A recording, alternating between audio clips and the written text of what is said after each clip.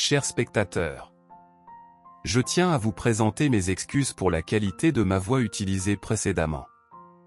Votre expérience et votre satisfaction sont importantes pour moi. J'ai pris en compte vos éventuels retours et travaillé à améliorer cet aspect. Je vous invite à partager dans les commentaires vos impressions sur ce nouvel ajustement. Vos retours sont précieux pour continuer à vous offrir un contenu de qualité. Avec toute ma gratitude. L'équipe Saint-Esprit Leader. Louez le Seigneur. La première chose que je dois mentionner, et je ne sais pas si vous l'avez remarqué, mais Andrew m'a appelé tôt ce matin pour me demander ce que je portais. Et je lui ai répondu, c'est magnifique. Mais je lui ai aussi dit, Andrew, il faut que tu arrêtes de m'appeler chaque matin. Non, ce matin, je suis arrivé, et Andrew portait exactement la même tenue que moi. Je me suis donc dit, quelle chance. D'habitude, il porte un gilet et une tenue différente de la mienne. Mais gloire à Dieu. Comment allez-vous tous? Je vous le dis, Dieu est si bon, et quelle bénédiction d'être ici, dans ce lieu merveilleux. Pouvez-vous imaginer? C'est incroyable. Et nous sommes là, assis dans la vision d'un homme. Gloire à Dieu, tout est possible, Amen.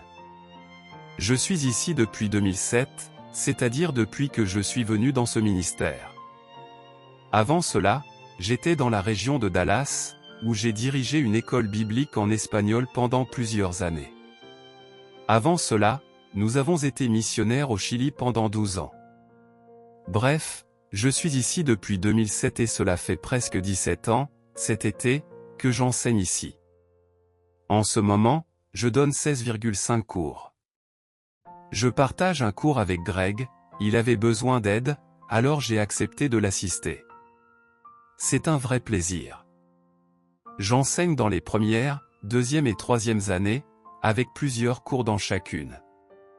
C'est vraiment la meilleure période de ma vie, et je suis heureux de partager la parole avec vous aujourd'hui. J'espère que cela vous bénira. J'ai l'impression que certains des sujets que je vais aborder ont déjà été traités, et cela m'importait autrefois, mais plus maintenant. Je réalise que l'on mange plus d'une fois du bon steak, n'est-ce pas? Je n'ai pas mangé du steak en 1972 et j'ai arrêté de le manger. Je mange du steak tout le temps. Je mange du poulet frit tout le temps, et beaucoup d'autres plats délicieux. Parfois, il est nécessaire d'entendre plusieurs fois un message de la parole, n'est-ce pas? Je dois l'entendre tout le temps, et je me garde animé dans la parole. C'est ce que je souhaite faire aujourd'hui, vous réanimer dans la parole de Dieu. Je voudrais vous parler de la manière dont nous percevons les choses, de la façon dont nous voyons les événements qui nous entourent. Pour cela, je vous invite à ouvrir votre Bible dans Marc 4, verset 35. Je vais lire à partir de ce passage dans la version Nouvelle King James. Il est écrit. Le même jour, lorsque le soir fut venu, il leur dit, passons à l'autre côté. Et après avoir renvoyé la foule, ils le prirent avec eux dans la barque, comme il était, et il y avait aussi d'autres barques avec lui. Et il s'éleva un grand tourbillon de vent, et les vagues se jetaient dans la barque, au point qu'elle se remplissait. Lui, cependant, était à l'arrière, dormant sur un coussin.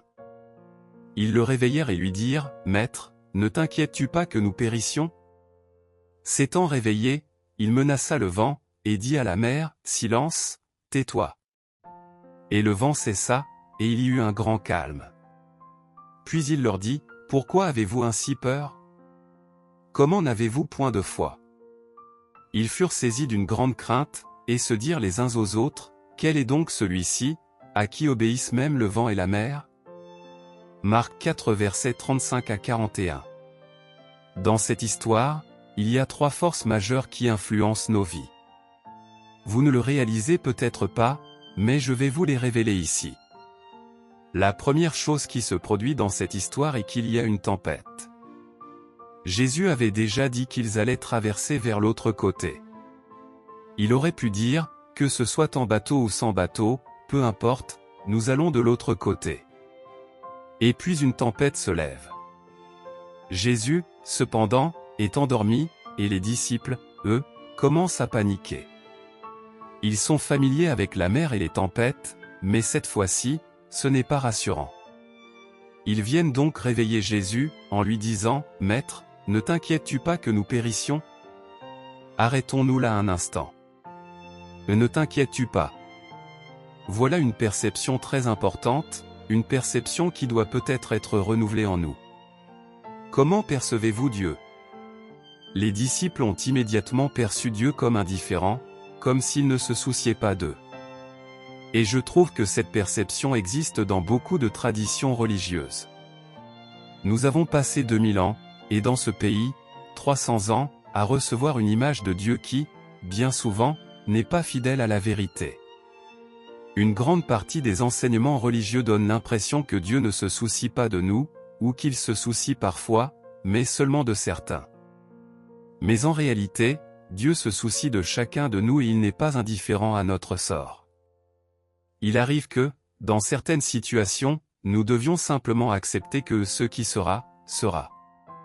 Et je constate cela même parmi les chrétiens qui sont quelque peu familiers avec le message que nous partageons ici, le message de la foi et de la grâce. Certains chrétiens, par exemple, m'écrivent souvent. Je reçois une quantité considérable de messages de personnes issues de divers milieux religieux ou non religieux.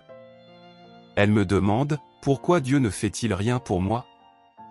Dieu ne se soucie-t-il pas de moi? Regardez ma vie, regardez le désordre qu'elle est devenue. Elles admettent souvent qu'elles sont elles-mêmes la cause de ce chaos, mais s'attendent tout de même à ce que Dieu intervienne de manière souveraine pour tout réparer. Beaucoup viennent à Dieu en posant la question, « Ne sais-tu pas que je suis malade? Ne sais-tu pas que mon mariage est en train de se détruire? Ne sais-tu pas que mes enfants sont dans la tourmente? Ne sais-tu pas que j'ai perdu mon travail? Dieu, ne t'en soucies-tu pas ?» Beaucoup de gens, même des croyants, portent cette perception erronée de Dieu. Ils ont une image de Dieu qui façonne leur vie. Et si cette image de Dieu est déformée, alors toute leur vision de la vie est faussée.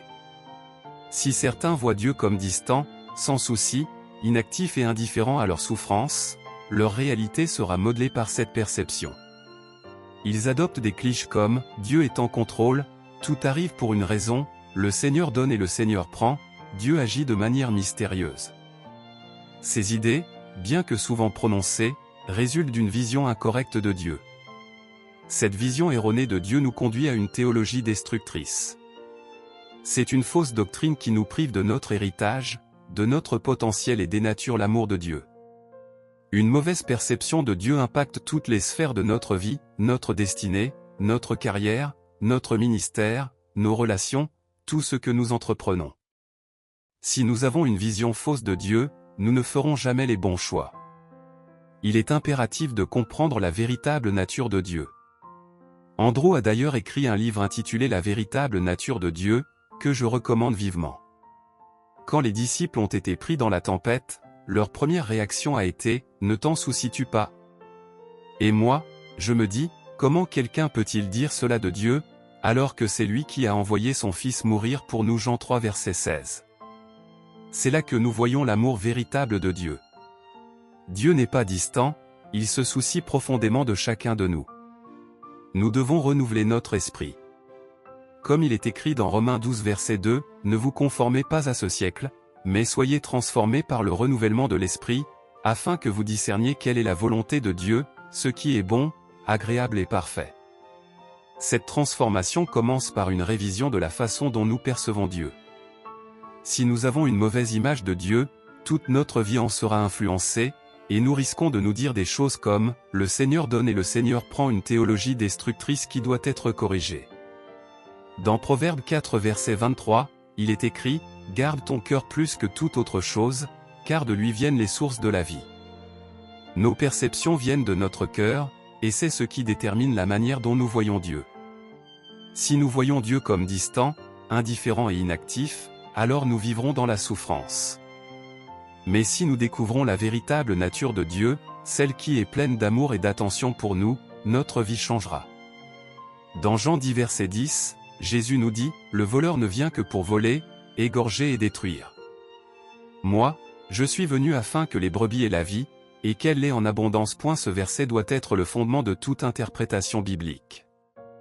Il existe un ennemi, appelé le voleur, qui cherche à voler notre vision de Dieu, à semer des doutes dans notre esprit, et à nous faire croire que Dieu est loin de nous et qu'il ne se soucie pas.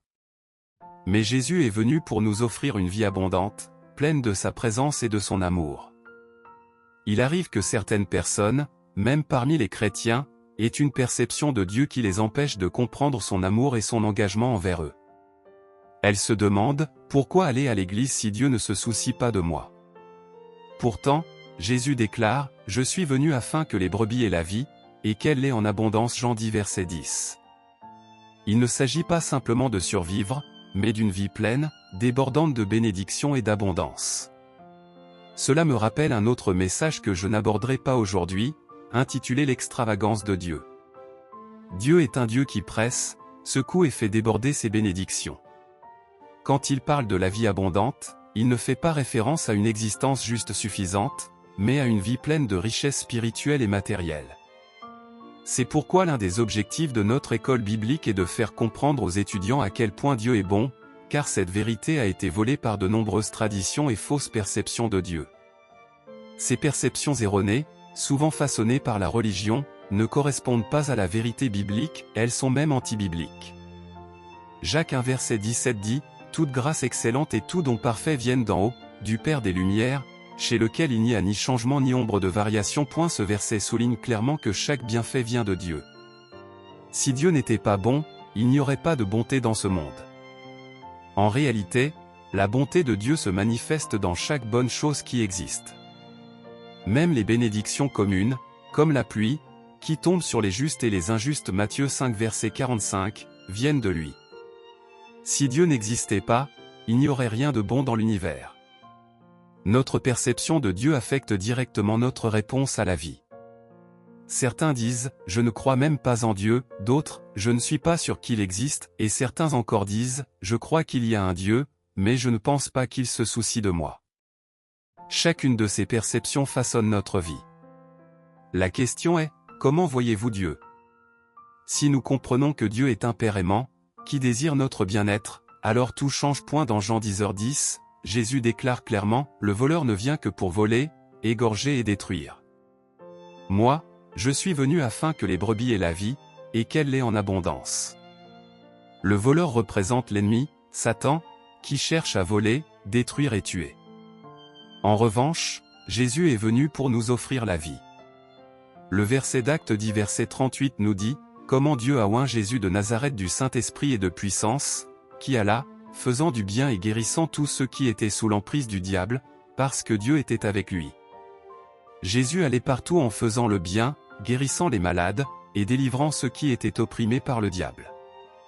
Cela démontre que tout ce qui est bon vient de Dieu, et ce qui détruit, ce qui vole et ce qui tue vient de l'ennemi. Je sais que cela semble fondamental pour certains d'entre vous, mais vous seriez surpris de voir combien de personnes ne comprennent pas encore que Dieu est pour elles. Il n'y a personne d'autre sur cette terre qui soit plus pour vous que Dieu. Il n'y a personne dans l'univers qui vous aime davantage que lui, ni personne qui désire davantage votre bénédiction et votre bien-être. Si cet enseignement vous a édifié, je vous invite chaleureusement à vous abonner à la chaîne pour ne rien manquer des prochains messages. N'oubliez pas d'aimer cette vidéo et de partager vos avis dans les commentaires, car vos retours sont essentiels pour enrichir notre contenu. Rendez-vous jeudi à 16h pour la suite de cet enseignement puissant. Votre présence et votre soutien comptent énormément. Avec toute ma reconnaissance. Saint-Esprit Leader.